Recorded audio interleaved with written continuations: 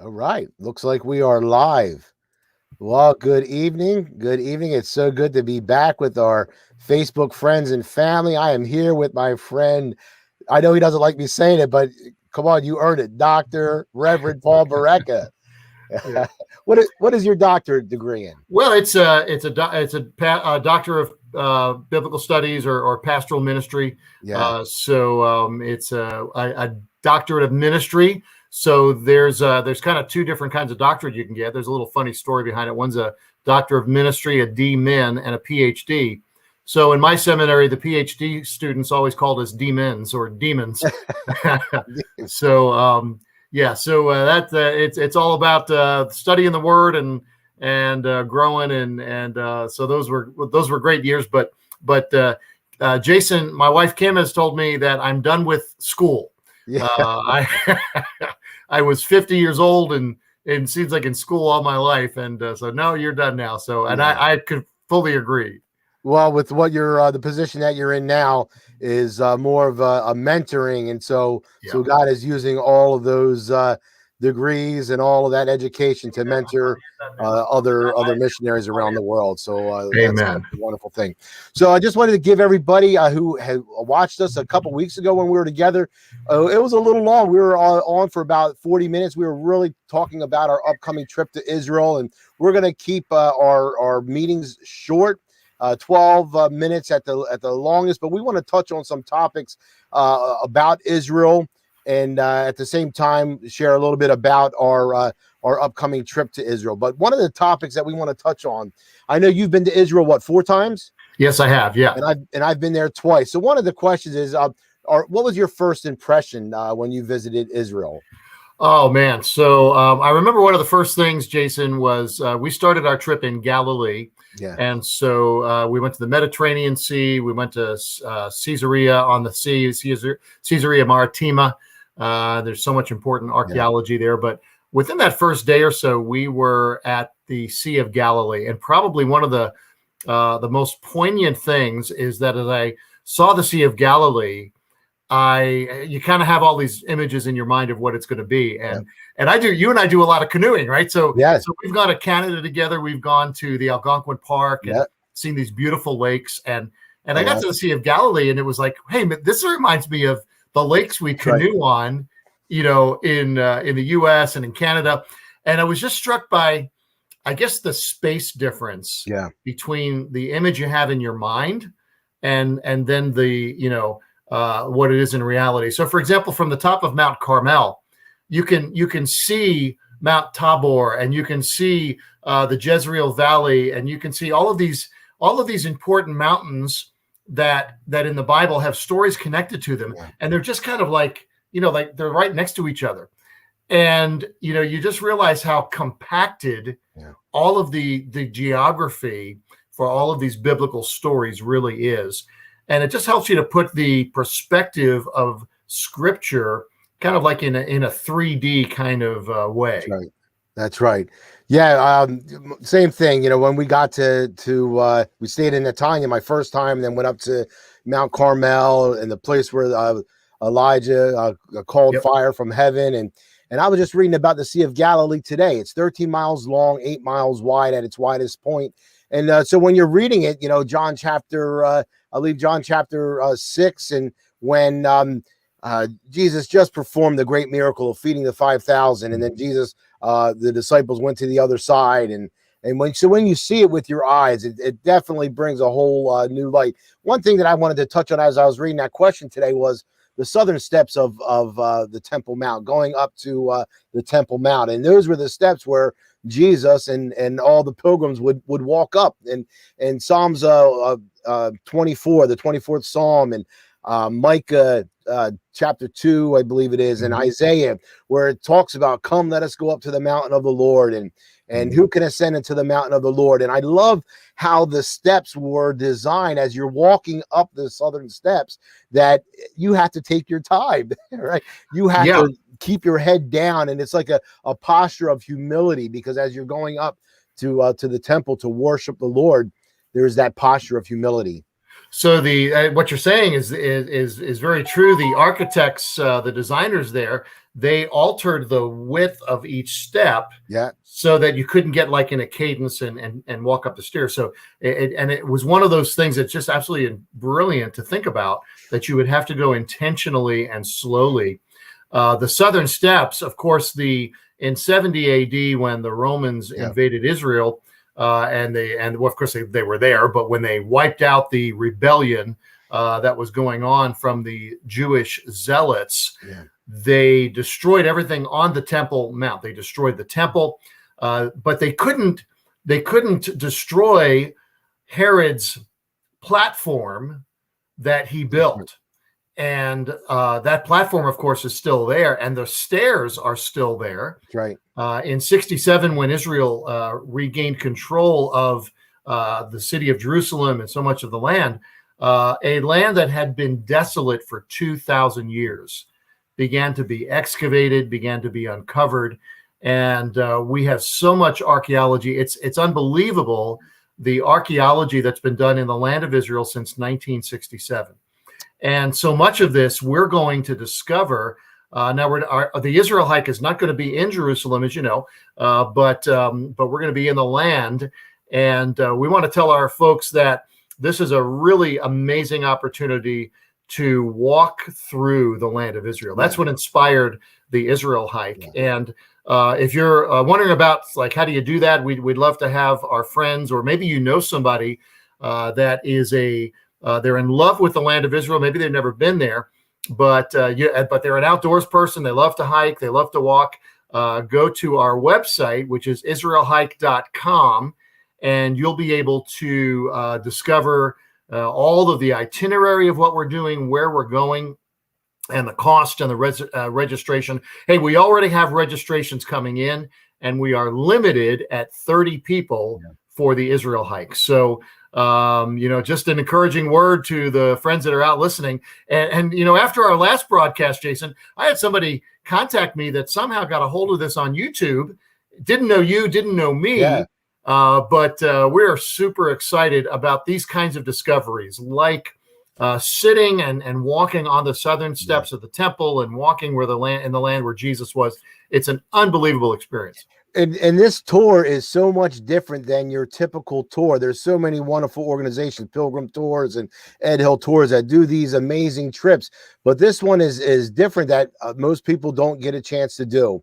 Is hiking in the Jesus Trail, hiking in the En-Gedi, hiking up the Snake Trail up to Masada.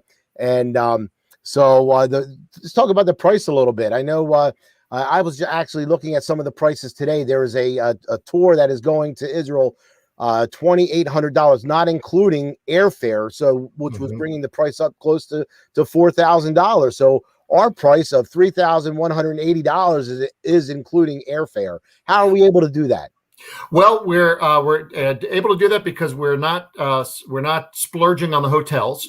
Okay, so that price of $3,180 includes airfare from Newark to Israel, and of course round trip airfare. It includes meals, it includes lodging, it includes your tour guide, it includes all the transportation. So we've kind of thought of it all in packaging this. And the reason it's cheaper than most tours is that, Jason, there's an unfortunate part about a lot of Israel tours. And it's not really unfortunate. The bottom line about a lot of Israel tours, when you go on an Israel tour with a famous speaker, like Franklin Graham, or some really, really well-known speaker, Rabbi Jonathan Kahn or somebody. That's right. Those tours are fundraising tours, and somewhere between $1,000 to $1,500, maybe even more. Sometimes those goes into fundraising for that ministry. And a lot of those tours, they have musicians and singers and hostesses and a whole group, and the tour guests, obviously you pay for all of that. So this is not a fundraising tour. This is kind of just a market price tour, and we're staying in 2- and 3-star youth hostels. So be thinking dormitory rather than the Hyatt Regency, okay? But listen, we're hiking. We're going to have a warm bed, or a clean bed and a warm shower every night, a full breakfast, a full dinner, a light lunch on the way, and all that with airfare for just a little over $3,000. It's probably one of the best bargains. That's right. Next year visiting the land of Israel. That's right. Awesome. Well, I want to shift back. We're going to give little teasers here. I know we talked a little bit about Israel and the Temple Mount, the southern steps, which leads me to the next question. Who was first on the Temple Mount? Was it the Dome of the Rock or the Temple Mount? Was it the Jews or was it Muslims? Well, one of the reasons that the Muslim religious leaders try to disrupt Jewish archaeological excavations is that every time the Jewish archaeologists put their shovel in the ground, they discover more evidence of the of Jewish people in the land of Israel, not just in the time of King David, but even before the time of King David. There have been rings and signets and different parts of building materials that have been found under the Temple Mount that have Davidic and Solomon era seals. And so we know without any question, there is absolutely zero question from not only from the Bible, but from archaeology that is existing today, that the biblical story of Israel on the Temple Mount in the Davidic period, right about 1000 BC, there is no question that Israel had worship. They had not only the first temple of the first temple of Solomon, but also the second temple. There's evidence of those constructions, of those elements there. The Jews had worship on the temple. And let's not forget, Islam wasn't even a thought until 700 AD, 1700 years later. Yeah. So we're talking about the city of David, which was uncovered a few years ago, which is an amazing place. That you're talking 1,500 years before Christ, 2,000 years before Christ, that there's evidence that they're the Jewish people, that God had given the land of Israel to the Jewish people. That's right. We're running out of time, but we could talk all night talking about these great things. Is Israel an apartheid state, an apartheid government? I was looking at some of the statistics. Israel has a new prime minister right now, Naftali Bennett, which we need to pray for him in the new government. But what are your thoughts on that? Well, there is a tremendous academic movement in the U.S., and it's really all tied together, Jason. All of the disruption, all of the animosity, all of the tension, all of the cultural decay that's going on in the U.S., really throughout the Western world, is a result of men and women who are fighting against God. When people begin to deny things like the gender with which they're born, like the natural relationship between men and women, and the reason for the reason and existence of the family, law and order, all of these things. This isn't about politics. These things are about God, and that mindset, that academic mindset that is opposed to God, is also opposed to the Jewish people because they are the people of God. And so the idea today if you go to a secular university, and unfortunately even some liberal Christian universities, you're going to hear that Israel is an apartheid state, that they are the oppressor. If you turn on the news, even as Hamas is bombing Israel, there's just this negative tone against Israel, even defending itself. Yeah. And this, Jason, as you know, this is really a spiritual battle. Right. As God's people, if we believe the word of God, we have no alternative but to love the Jewish people. They are the chosen people of God. They will be one day part of his kingdom again. That's right. And so, and even the secular state of Israel today, that's made up of Jewish people. And I think we need to support not everything they do. They make mistakes, just like the United States of America does. But Israel's a very diverse. It's not an apartheid state. That's right. Jason, maybe you can talk a little bit about some of that diversity with Arabs that are involved in Israel. That's right. I seen within the new government from Naftali Bennett, there's people that are from the LGBT community that are serving in there, the Druze population, Arabs.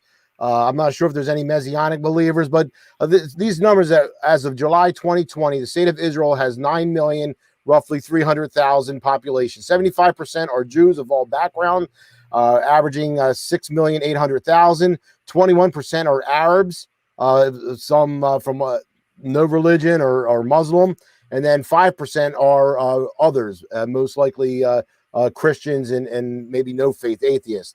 But as of 2018, there's roughly 20,000 Messianic Jews. So there's no other country in the Middle East that can boast these numbers. So it's absolutely absurd to think that Israel is an apartheid state, and that you can be Christian, Muslim, or Jewish background, religion, and worship your God in there with no form of retribution or persecution. That's amazing. That really is. That's really amazing. Is.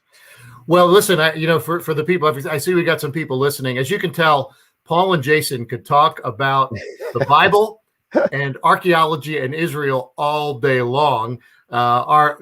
Jason, our guests are going to be tired of us. We're going to be like silly schoolgirls, when we get there, just excited and talking. And I guess, that's the excitement about a trip to Israel. That's right. So much of the Bible comes to life. Yeah. We'd love to have your friends and my friends and church members that, we both have mutual church friends from New Jersey and around the country, really. IsraelHike.com is where the information is. Don't wait. Register now. Check out all the information. There's a link to my email there. Yep. And we'll answer any questions that you have so that you can get ready for the hike of a lifetime. That's right. You can go right to that IsraelHike.com, click on register. That's going to bring you to Pilgrim Tours website that has the registration form, all the other information. If you hit the contact, that'll, like Paul says, it'll go directly to him. He can answer any questions, and you can see our bios here as well in the itinerary. We'd love for you to join us. It's going to be an awesome time walking the Jesus Trail, reading the Gospels, and just having fellowship. And you know what? I can't wait. I don't know if anybody's been watching The Chosen, but tonight is the new episode is coming out tonight, and I believe that's one of the closest biblical accounts. Where you're seeing the disciples and Jesus walking along the path. We're going to actually be in the Holy Land walking the Jesus Trail. Join us. We want this to be a great trip, and we need you to be a part of it. So stay tuned. We're going to do this probably every week or so. Yep. And we have some other questions, some other topics that we're going to get to. If you have any topics that you want to us to talk about, go ahead and send them to us in our messages, and we'll do that. All right. Well, it's a blessing talking with you, and send my regards to your wife, and looking forward to seeing you again next week. Thanks, Jason. We'll talk again. God bless. All right. Shalom.